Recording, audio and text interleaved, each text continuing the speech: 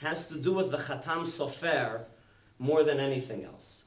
Now the Chatam Sofer is kind of a little bit known for his famous thing. Sharon, what is the Chatam Sofer's famous thing? Yeah, what? Yeah, you know. Chadash Asur Min HaTorah. Yes? The Chatam Sofer has this idea that anything new is no good. Yes? Okay.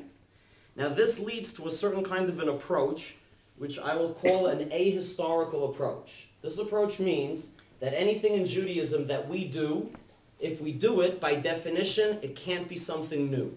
Therefore, if people are covering mirrors, and Jewish firm people are doing it, can't be new. If it's not new, it's old. If it's old, where did it come from? It's flipping over the bed, right? That's old, that's in the Gemara, yes? Now the Chatam Sofer does this with other things as well, right? It's well known that the Chatam Sofer used to specifically play dreidel with a silver dreidel during Hanukkah.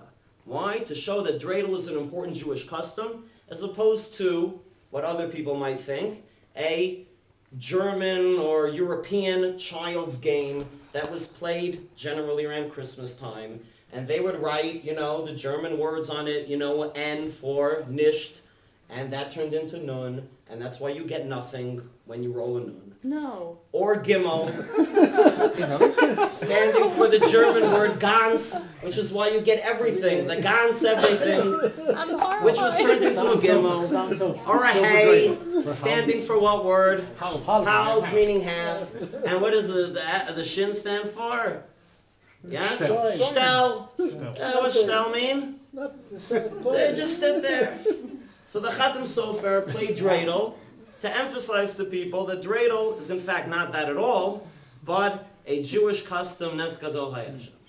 And similarly also the Chatam Sofer is well known that the Jewish custom of not learning Torah on Christmas Eve, the Chatam Sofer went and he said, listen, what this has to do with is because there's a thing that since since the Christians go to midnight mass, the Jewish people go to sleep early and don't learn, and then wake up and learn later at night, so that when the Goyim are at midnight mass, the Satan shouldn't say, hey, what are the Goyim doing midnight mass? The Jews are sleeping. So we don't learn Torah early on Christmas Eve, but then we wake up later at night, so it's a thing like that. As opposed to the other sort of more historical approach, which is that it was dangerous for Jewish people to walk out in the streets at night and to walk to the Beit Midrash.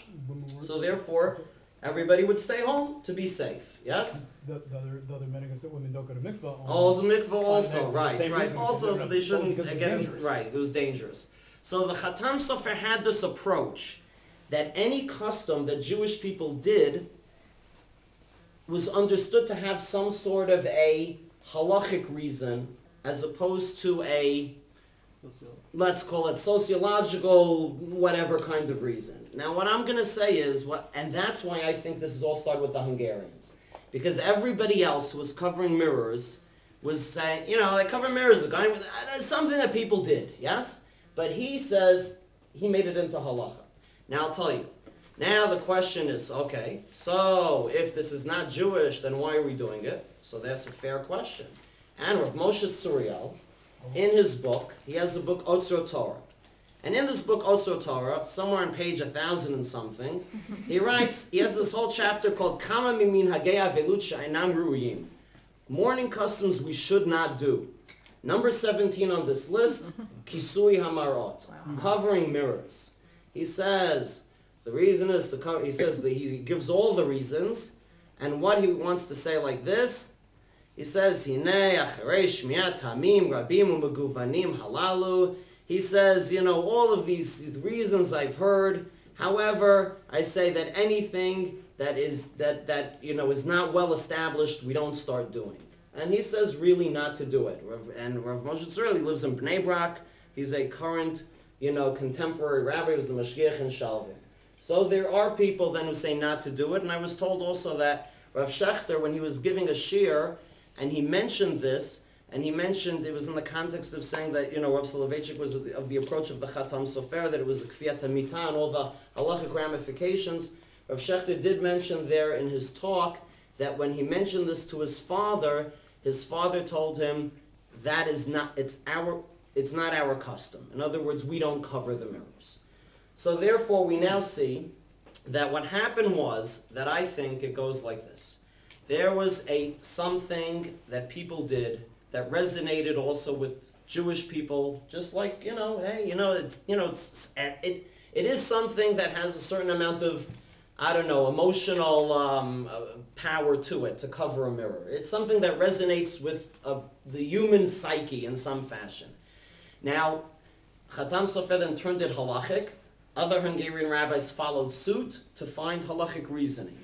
In our age, when everything is then put into a book and then, turned into the law, you now look in a book, and instead of saying some people cover their mirrors or whatever it is, it says we cover mirrors, and now everybody covers mirrors. But I will tell you that this is something that everybody does all over the world, and that's just how it is.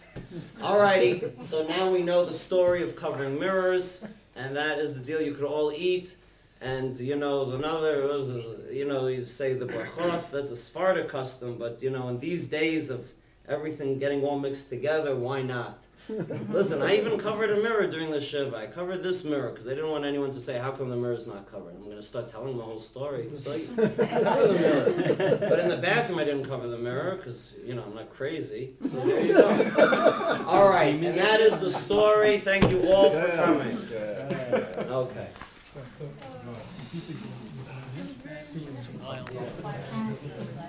Yeah. Got a little bit of a feel. Oh, what?